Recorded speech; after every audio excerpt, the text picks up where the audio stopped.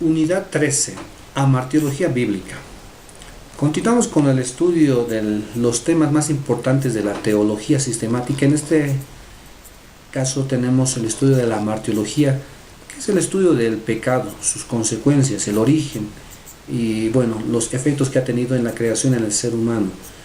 Primero que nada vemos que Dios permite el pecado, de tal manera que Dios no es el autor del pecado. Él no va a crear el pecado, pero Él permite que aparezca.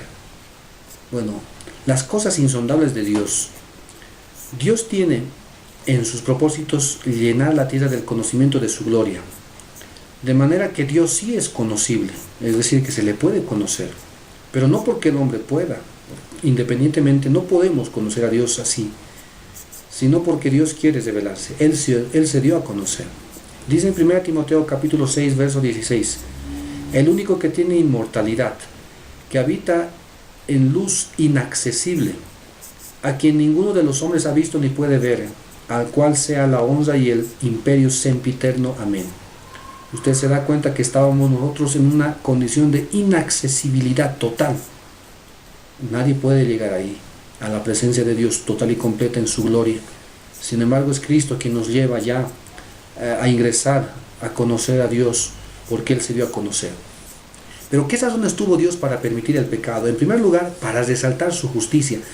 Dice la palabra que la injusticia de las criaturas hace resaltar la justicia de Dios.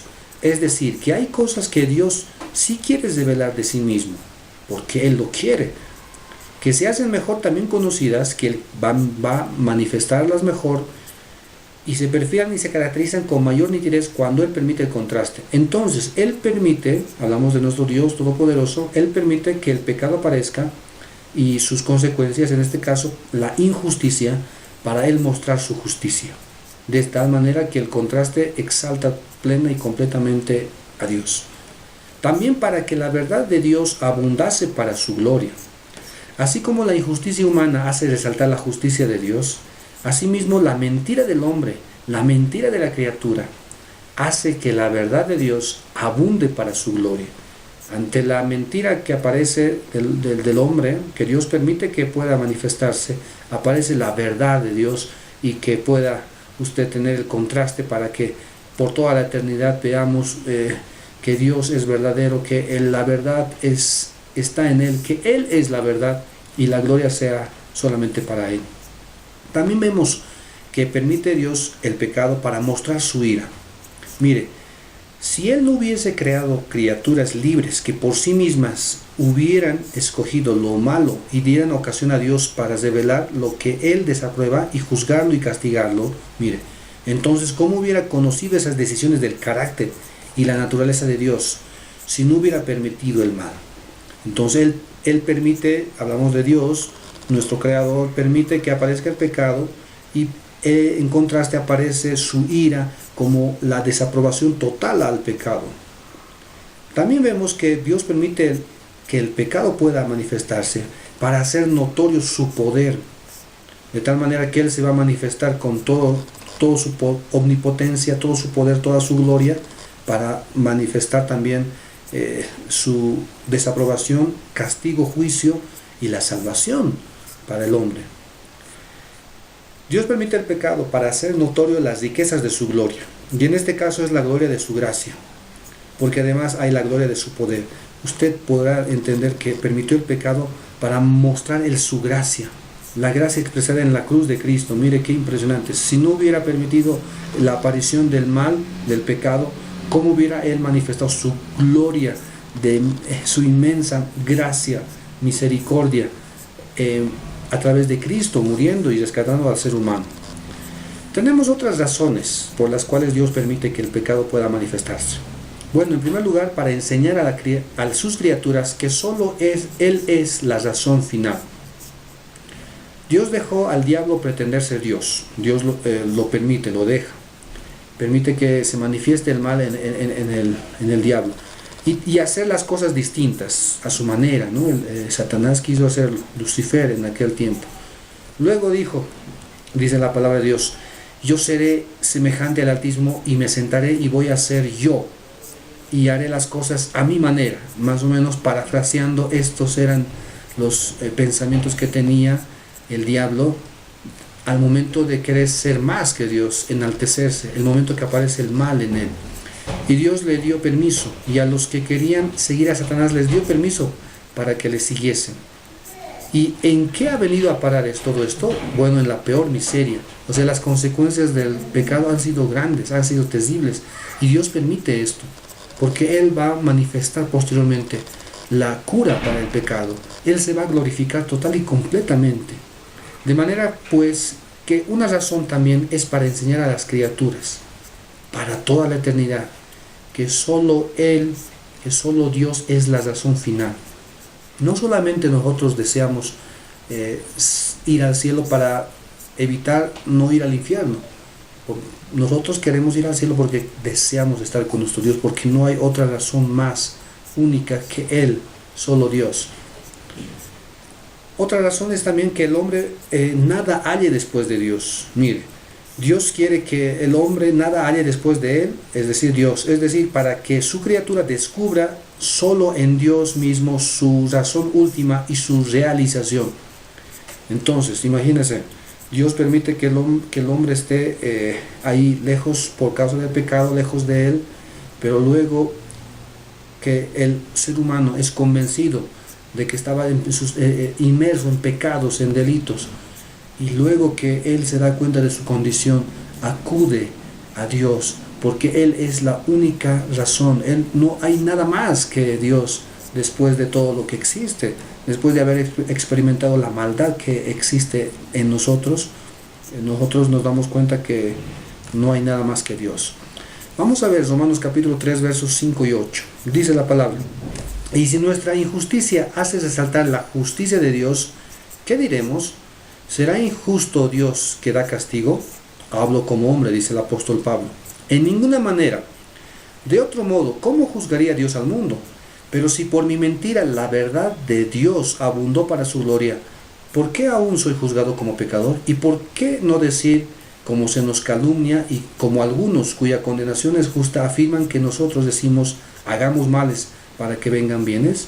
Bueno, el apóstol Pablo está acá resaltando la justicia de Dios, la verdad de Dios, y lo pone en contraste con la injusticia del hombre, con la mentira del hombre, de tal manera que la justicia y la verdad de Dios son manifestados, y es Dios quien permite que el pecado se pueda manifestar para Él mostrar su justicia y verdad.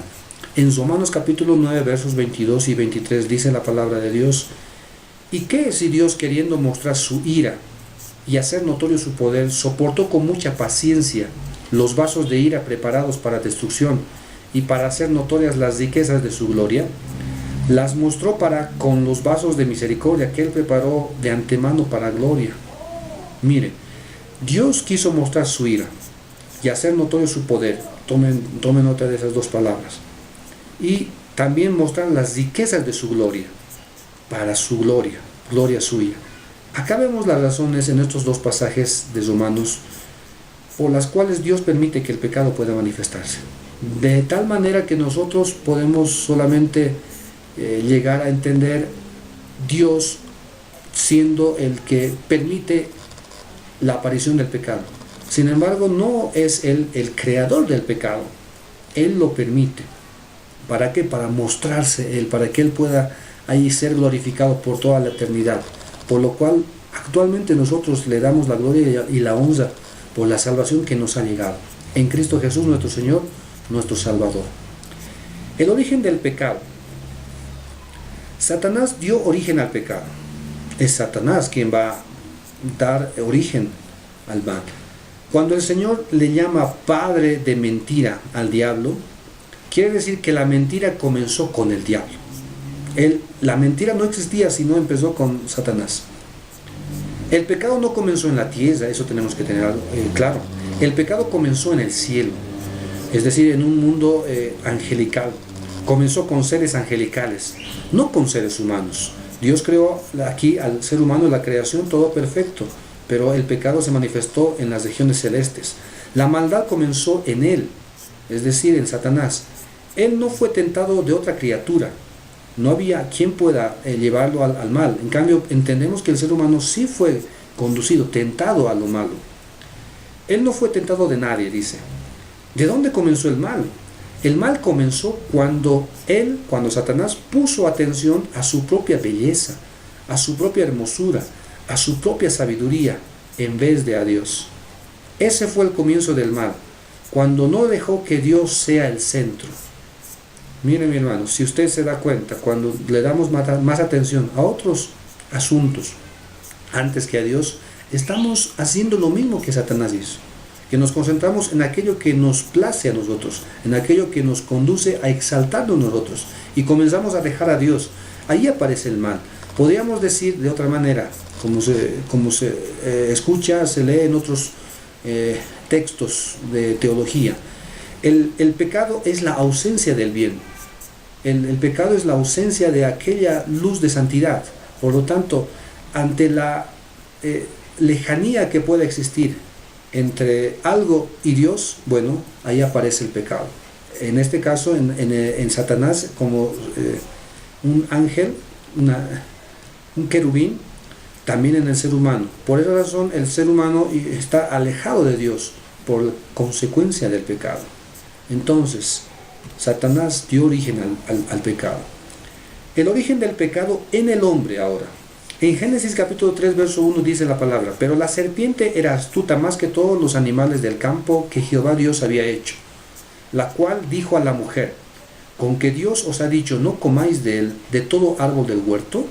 Comienza aquí la tentación, comienza a introducir aquello malo que ya había experimentado el diablo. Acá Satanás en la serpiente. Él comienza a tentar al ser humano. Este es el mismo principio con el que el diablo pecó. Seré semejante al Altísimo, decía ahí Satanás.